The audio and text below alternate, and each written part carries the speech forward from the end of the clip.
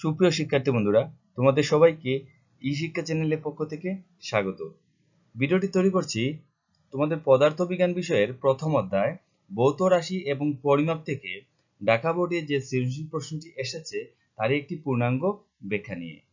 তো তোমাদের সাথে আছে আমি সুজন চন্দ্র দে, সহকারী শিক্ষক গণিত, হাজী আব্দুল সাত্তার উচ্চ বিদ্যালয়, সিলেট সদর, সিলেট। তাহলে চলো শিক্ষার্থী বন্ধুরা, ভিডিওটি শুরু করা যাক।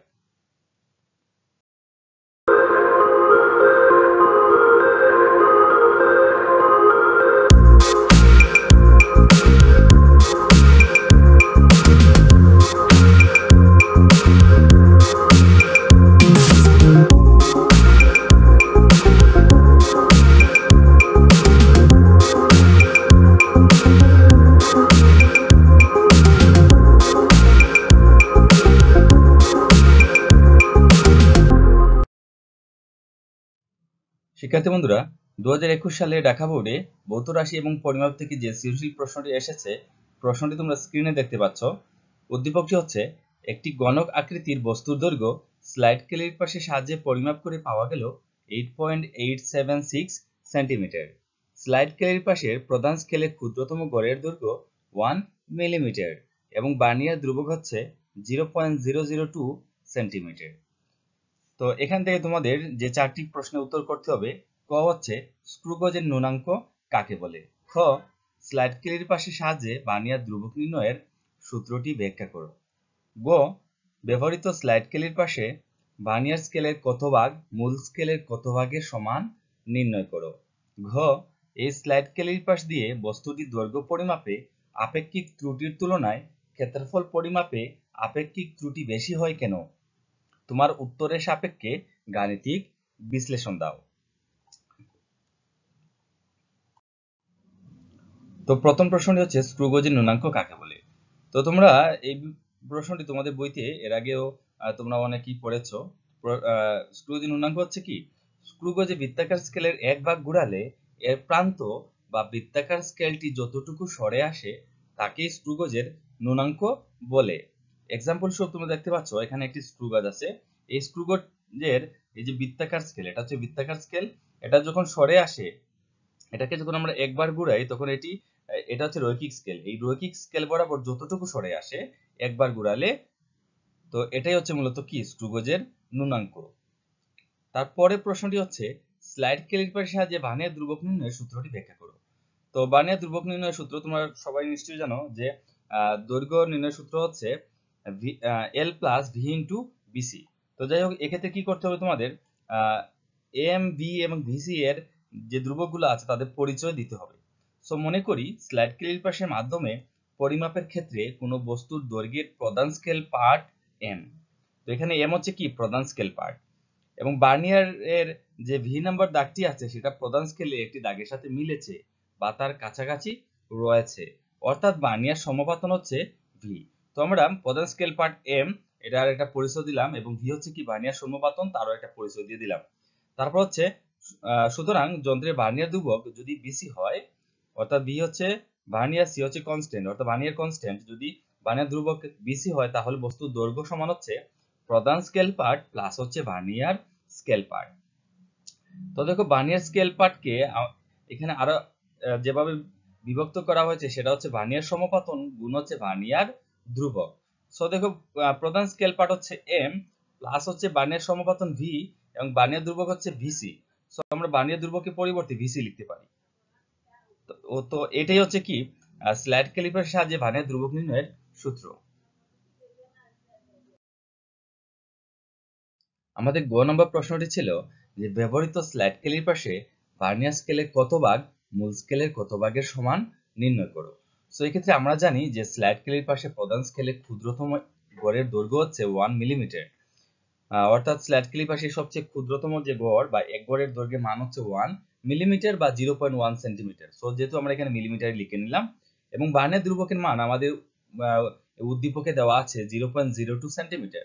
তো আগের মানটি যেহেতু আমরা মিলিমিটার এককে লিখেছি, সো এই সেন্টিমিটারটিকেও আমাদেরকে মিলিমিটারে নিতে হবে।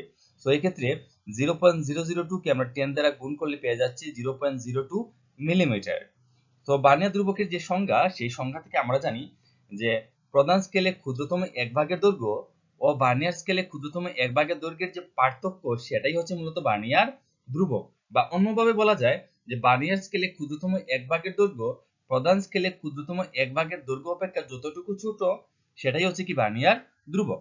সো যাই হোক, আমরা প্রধান স্কেলের যে ক্ষুদ্রতম এক ভাগের দৈর্ঘ্য তার মান আমরা কিন্তু জানি 1 মিলিমিটার। সো আমরা এখানে প্রধান স্কেলে ক্ষুদ্রতম এক ভাগের দৈর্ঘ্য এর পরিবর্তে লিখে নিলাম 1 মিলিমিটার, এবং তারপর মাইনাস দিয়ে ভার্নিয়ার স্কেলে ক্ষুদ্রতম এক ভাগের দৈর্ঘ্য সেটার মান কিন্তু আমাদের জানা নেই। সো আমরা এটা এখানে লিখে নিলাম যেভাবে আছে সেভাবেই, এবং বাম দিকে দেখো ভার্নিয়ার ধ্রুবক আছে এবং যার মান 0.02 মিলিমিটার, আমরা এটা বসিয়ে নিলাম। সো এবার দেখো এই অংশটি ডান দিকে আছে মাইনাস, তাই না? তো যদি আমরা পক্ষান্তর করে বাম দিকে নিয়ে আসি তবে সেটা হয়ে যাবে প্লাস, এবং ডান দিকে যথারীতি আমাদের 1 মিলিমিটার থাকলোই, এবং সেই সাথে 0.02 মিলিমিটারকে ডান দিকে নিয়ে গেলে সেটা হয়ে যাচ্ছে মাইনাস 0.02 মিলিমিটার। সো এবার 1 মিলিমিটার থেকে 0.02 মিলিমিটার বিয়োগ করলে আমরা পেয়ে যাচ্ছি 0.98 মিলিমিটার। সো এখন আমরা করব কি, এই প্রশ্নটি একটি ব্যতিক্রমধর্মী প্রশ্ন হচ্ছে, কারণ এই প্রশ্নটি কখনো এর আগে কোনো বোর্ডে আসেনি।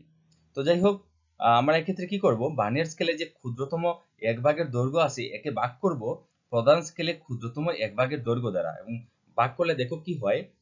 উপরে আমরা লিখেছি ভার্নিয়ার স্কেলের এক ভাগের দৈর্ঘ্য। সো ভার্নিয়ার স্কেলের এক ভাগের দৈর্ঘ্য হচ্ছে 0.98। সো উপরে লিখলাম 0.98, এবং নিচে হচ্ছে প্রধান স্কেলের ক্ষুদ্রতম এক ভাগের দৈর্ঘ্য যার মান হচ্ছে 1 মিলিমিটার। সো আমরা নিচে লিখে নিলাম 1 মিলিমিটার। এবার এই দশমিক অংশটিকে পূর্ণ সংখ্যায় রূপান্তরের জন্য আমরা হর এবং লবে 100 দ্বারা গুণ করলাম। সো 1 কে 100 দ্বারা গুণ করলে আমরা পেয়ে যাচ্ছি 100 বা 100, এবং উপরে 0.98 কে 100 দ্বারা গুণ করলে আমরা পেয়ে যাচ্ছি 98। সো এবার দেখো 98 বাই 100, এখানে আমরা কিন্তু 2 দ্বারা কাটতে পারি। সো 2 দ্বারা 98 কে যদি আমরা ভাগ করি তাহলে আমরা পেয়ে যাচ্ছি 49, এবং 100 কে 2 দ্বারা ভাগ করলে আমরা পেয়ে যাচ্ছি 50। সো এবার যদি আমরা আর গুণন করি তাহলে কি হয় দেখো, ভার্নিয়ার স্কেলে ক্ষুদ্রতম এক ভাগের দৈর্ঘ্যকে যদি আমরা 50 দ্বারা গুণ করি তাহলে আমরা পেয়ে যাচ্ছি ভার্নিয়ার স্কেলে ক্ষুদ্রতম 50 ভাগের দৈর্ঘ্য, অর্থাৎ 1 এবং 50 গুণ করলে আমরা পেয়ে যাচ্ছি 50, এবং এদিকে আমরা যদি গুণ করি তাহলে পেয়ে যাচ্ছি প্রধান স্কেলে ক্ষুদ্রতম 49 ভাগের দৈর্ঘ্য। সো আমাদের প্রশ্ন বলছে কিন্তু যে ভার্নিয়ার স্কেলের কত ভাগ মূল স্কেলের কত ভাগের সমান। সো আমরা বলবো ভার্নিয়ার স্কেলে ক্ষুদ্রতম 50 ভাগের দৈর্ঘ্য প্রধান স্কেলের ক্ষুদ্রতম 49 ভাগের দৈর্ঘ্যের সমান। সো এটাই হচ্ছে মূলত গ নম্বর প্রশ্নের आंसर। আমাদের ঘ নম্বর প্রশ্নটি ছিল যে এই স্লাইড ক্যালিপার দিয়ে বস্তুটির দৈর্ঘ্য পরিমাপে আপেক্ষিক ত্রুটির তুলনায় ক্ষেত্রফল পরিমাপে আপেক্ষিক ত্রুটি বেশি হয় কেন? তোমার উত্তরের সাপেক্ষে গাণিতিক বিশ্লেষণ দাও। অর্থাৎ এই প্রশ্নটি তোমাদেরকে গাণিতিকভাবে ব্যাখ্যা করতে হবে। সো দেখো, উদ্দীপকে উল্লেখিত স্লাইড ক্যালিপার দিয়ে বস্তুটির দৈর্ঘ্য পরিমাপে আপেক্ষিক ত্রুটির তুলনায় ক্ষেত্রফল পরিমাপে আপেক্ষিক ত্রুটি বেশি হয়। কারণ হচ্ছে গণক আকৃতির বস্তুটির দৈর্ঘ্য L যদি হয়, আমরা যে গণক আছে তার বস্তুটির দৈর্ঘ্য আমরা ধরে নিলাম L, তাহলে তার গণকটির সম্পূর্ণ পৃষ্ঠের ক্ষেত্রফল কি হবে? তো গণকের প্রত্যেকটি পৃষ্ঠ আমরা জানি কি এক একটি বর্গ। সো যদি একটি বাহুর দৈর্ঘ্য L হয় তাহলে ওই একটি পৃষ্ঠে বা একটি তলের যে ক্ষেত্রফল সেটা হবে L স্কয়ার, তাই না? বর্গের যে ক্ষেত্রফল সেটা হবে L স্কয়ার, এবং আমরা জানি গণকের 6টি তল আছে, কাজে 6টি বর্গ আছে, কাজে 6টি বর্গের বা গণকের সম্পূর্ণ পৃষ্ঠের ক্ষেত্রফল হবে কি 6টি বর্গের ক্ষেত্রফলের যোগফল, তার মানে 6L স্কয়ার। বা তাছাড়া তোমরা কিন্তু সরাসরি সূত্র জানো যে গণকের ক্ষেত্রফল গণকের সম্পূর্ণ পৃষ্ঠের ক্ষেত্রফল হচ্ছে 6S স্কয়ার, তোমরা পরিমিতিতে শিখেছিলে 6S স্কয়ার, এ হচ্ছে তার দৈর্ঘ্য। সো এই ক্ষেত্রে যেহেতু আমি দৈর্ঘ্যটি L ধরেছি, কাজে ক্ষেত্রফল হবে 6L স্কয়ার। সো এখান থেকে দেখো গণকের দৈর্ঘ্যের মানের তুলনায় ক্ষেত্রফলের মান বেশি হয়। এখানে দেখো গণকের দৈর্ঘ্য মান হচ্ছে L এবং তার ক্ষেত্রফল মান হচ্ছে L এর বর্গের 6 গুণ, তার মানে এই মানটি কি হবে? অনেক বড় হবে। সো যেহেতু দৈর্ঘ্যের মানের তুলনায় ক্ষেত্রফলের মান বেশি হয়, সো এই ক্ষেত্রে কি হবে? ক্ষেত্রফলের আপেক্ষিক ত্রুটি মানও বেশি হবে। আর নিচে আমার উত্তরের সপক্ষে গাণিতিক যুক্তি উপস্থাপন করা হলো। এবার তোমাদেরকে এই যুক্তিটিকে গাণিতিকভাবে ব্যাখ্যা করতে হবে। সো এক্ষেত্রে আমরা কি কি জানি প্রথম লিখে নেই যে পরিমাপকৃত যে দৈর্ঘ্য সেটা হচ্ছে 8.876 সেন্টিমিটার, এবং ভার্নিয়ার ধ্রুবক হচ্ছে বিসি এর মান 0.02 সেন্টিমিটার। দেখো 0.02 সেন্টিমিটার। তো এক্ষেত্রে যেহেতু পরিমাপিত দৈর্ঘ্য সেন্টিমিটার এককে আছে, কাজে ভার্নিয়ার ধ্রুবকটিকে আমরা সেন্টিমিটার এককেই রেখে দেব। এরপর দেখো প্রধান স্কেলের যে ক্ষুদ্রতম গড়ের দৈর্ঘ্য সেটা হচ্ছে 1 মিলিমিটার, এবং দৈর্ঘ্য পরিমাপের যে ত্রুটি, এই ত্রুটি কি হবে? আমরা জানি ত্রুটি হয় কি তার ক্ষুদ্রতম, যতটুকু ক্ষুদ্র দৈর্ঘ্য মাপা যায় তার অর্ধেক কম বা বেশি হয়। তার মানে হচ্ছে ক্ষুদ্রতম মাপা যায় হচ্ছে 1 মিলিমিটার, কাজে তার অর্ধেক কি হবে, কম হবে অথবা বেশি হবে। সো 1 এর অর্ধেক অর্থাৎ 1/2 মিলিমিটার কি হবে, কম বা বেশি হবে, অর্থাৎ প্লাস বা মাইনাস হবে। সো এই ক্ষেত্রে প্লাস মাইনাস ঠিক থাকলেও 1 কে 2 দ্বারা ভাগ করলে আমরা পেয়ে যাচ্ছি 0.5 মিলিমিটার। সো যেহেতু আমরা আগের এককটি সেন্টিমিটারে রেখেছি, কাজেই একেও কি করতে হবে, সেন্টিমিটারে নিতে হবে। সো মিলিমিটারকে সেন্টিমিটার নেওয়ার জন্য আমরা 10 দ্বারা ভাগ করলাম। সো 10 দ্বারা ভাগ করলে আমরা পেয়ে যাচ্ছি 0.05 সেন্টিমিটার। তো এটা হচ্ছে কি দৈর্ঘ্য পরিমাপের ত্রুটি হতে পারে। সো এই ক্ষেত্রে দৈর্ঘ্যের দুটো মান আমরা পেয়ে যাচ্ছি, একটা হচ্ছে বড় মান, একটি হচ্ছে ছোট মান, তাই না? তো যেহেতু এখানে প্লাস মাইনাস আছে, আমরা যদি প্লাস মান ব্যবহার করি তাহলে দৈর্ঘ্যের সর্বোচ্চ মান পেয়ে যাব, এবং মাইনাস মানটা ব্যবহার করলে অর্থাৎ মাইনাস 0.05 সেন্টিমিটার ব্যবহার করলে আমরা পাবো দৈর্ঘ্যের সর্বনিম্ন মান। সো এই ক্ষেত্রে দৈর্ঘ্যের সর্বনিম্ন মান বা সম্ভাব্য সর্বনিম্ন যে দৈর্ঘ্য সেটা হবে এল মিনিমাম। মিনিমাম কি হবে, আমরা পরিমাপ করেছি 8.876, সো এর থেকে কম হবে -0.5 সেন্টিমিটার। সো এটা থেকে এটা বিয়োগ করলে আমরা পেয়ে যাচ্ছি 8.826 সেন্টিমিটার, এটা হচ্ছে তার সর্বনিম্ন দৈর্ঘ্য। আর এই দৈর্ঘ্যটা যদি আমরা যোগ করে দিই তাহলে আমরা পেয়ে যাচ্ছি সর্বোচ্চ দৈর্ঘ্য। সো দেখো, সম্ভাব্য সর্বোচ্চ দৈর্ঘ্য হচ্ছে এল ম্যাক্সিমাম। সো যে পরিমাপিত দৈর্ঘ্য আছে তার সাথে আমরা যোগ করে দেব যে ত্রুটি আছে, অর্থাৎ প্লাস 0.05 সেন্টিমিটার, এবং এই দুটো মান যোগ করলে আমরা পেয়ে যাচ্ছি 8.926 সেন্টিমিটার। সো এটা হচ্ছে দৈর্ঘ্যের সর্বনিম্ন দৈর্ঘ্য, আর এটা হচ্ছে দৈর্ঘ্যের সম্ভাব্য সর্বোচ্চ দৈর্ঘ্য। এবার আমরা সর্বনিম্ন দৈর্ঘ্য নিয়ে চূড়ান্ত ত্রুটি বের করব। সো সর্বনিম্ন দৈর্ঘ্য নিয়ে চূড়ান্ত ত্রুটি বের করার নিয়ম হচ্ছে, প্রথমে তোমরা পরিমাপকৃত দৈর্ঘ্য থেকে বিয়োগ করবা সর্বনিম্ন যে দৈর্ঘ্য ছিল সেটা। সো বিয়োগ করলে তোমরা পেয়ে যাবা 0.05 সেন্টিমিটার। সো এবার আমরা সর্বোচ্চ দৈর্ঘ্য নিয়ে চূড়ান্ত ত্রুটি বের করব, এবং তা বের করার নিয়ম হচ্ছে সম্ভাব্য সর্বোচ্চ দৈর্ঘ্য বিয়োগ হবে পরিমাপকৃত দৈর্ঘ্য। সো এক্ষেত্রে আমরা মান পেয়ে যাচ্ছি 0.05 সেন্টিমিটার। সো এবার বের করব দৈর্ঘ্যের আপেক্ষিক ত্রুটি, এবং এটি বের করার নিয়ম হচ্ছে চূড়ান্ত ত্রুটি, এবং এক্ষেত্রে অবশ্যই বড় মানটি নিতে হবে, ডিভাইডেড বাই হচ্ছে পরিমাপিত দৈর্ঘ্য গুণ হচ্ছে 100%। সো এই মানগুলো আমরা এখানে বসিয়ে নিলাম। আর চূড়ান্ত ত্রুটি দেখো এখানে দুটি মানই সমান, কাজে যে কোনো একটি মান নিলেই হবে। আর যদি একটি ছোট একটি বড় থাকে তাহলে অবশ্যই আমরা বড় মানটি নিতে হবে, ডিভাইডেড বাই হচ্ছে পরিমাপিত দৈর্ঘ্য যার মান হচ্ছে 8.876 সেন্টিমিটার ইনটু 100%। তো সেন্টিমিটার সেন্টিমিটার কাটা যাবে বিধায় তার কোনো একক থাকবে না, এবং এই মানগুলা ক্যালকুলেশন করলে তোমরা পেয়ে যাবা 0.56%। এবার দেখো পরিমাপকৃত ক্ষেত্রফল কি হবে। পরিমাপকৃত ক্ষেত্রফল এর সূত্র হবে 6l²।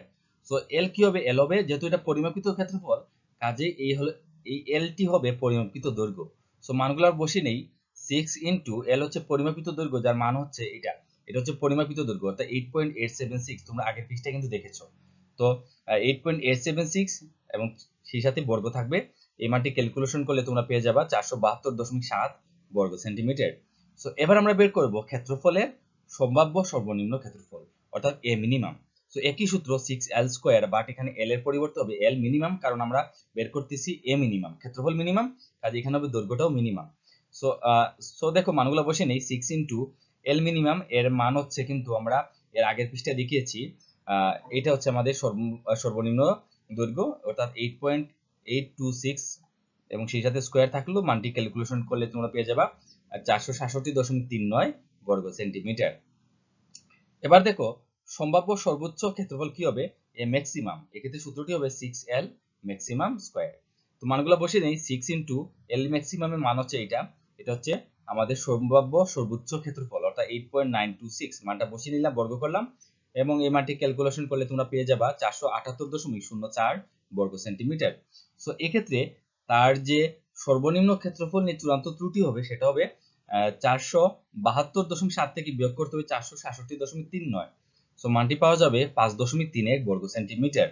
এবার দেখো সর্বোচ্চ ক্ষেত্রফল, অর্থাৎ এই যে এইটা নিয়ে যে চূড়ান্ত ত্রুটি হবে সেটা কি হবে, 478.04 থেকে বিয়োগ করতে হবে আমাদের পরিমাপিত দৈর্ঘ্য। সো বিয়োগ করলে আমরা পেয়ে যাচ্ছি 5.34 বর্গ সেন্টিমিটার। সো এবার বের করব ক্ষেত্রফলের আপেক্ষিক ত্রুটি, একই সূত্র, চূড়ান্ত ত্রুটি বড়টি নিয়ে ডিভাইডেড বাই এখন হবে কিন্তু পরিমাপকৃত ক্ষেত্রফল, কারণ যেহেতু এটা ক্ষেত্রফলের আপেক্ষিক ত্রুটি ইনটু হচ্ছে 100%। সো মানগুলো বসিয়ে নেই, নিচে হবে পরিমাপকৃত ক্ষেত্রফল, পরিমাপকৃত যে ক্ষেত্রফল সেটা হচ্ছে 472.7 বর্গ সেন্টিমিটার, গুণ 100% এবং উপরে হচ্ছে চূড়ান্ত ত্রুটি বড়টি নিয়ে। এখানে দেখো চূড়ান্ত ত্রুটি কোনটা হবে, যে মানটি বড় অর্থাৎ 5.34, 5.31 থেকে 5.34 বড়, সো আমরা এই মানটি কিন্তু গ্রহণ করব। সো এখানে ক্যালকুলেশন করলে আমরা পেয়ে যাচ্ছি 1.13%। সো তোমরা দেখতেই পাচ্ছ যে দৈর্ঘ্যের আপেক্ষিক ত্রুটি থেকে ক্ষেত্রফলের আপেক্ষিক ত্রুটি বেশি হচ্ছে, এটা হচ্ছে 0.56, এটা হচ্ছে 1.13। সো আমরা লিখে নেব, গাণিতিক বিশ্লেষণ হতে দেখা যাচ্ছে যে উদ্দীপকে উল্লেখিত স্ল্যাট ক্যালিপার দিয়ে বস্তুটির দৈর্ঘ্য পরিমাপে আপেক্ষিক ত্রুটির তুলনায় ক্ষেত্রফল পরিমাপে আপেক্ষিক ত্রুটি বেশি হয়।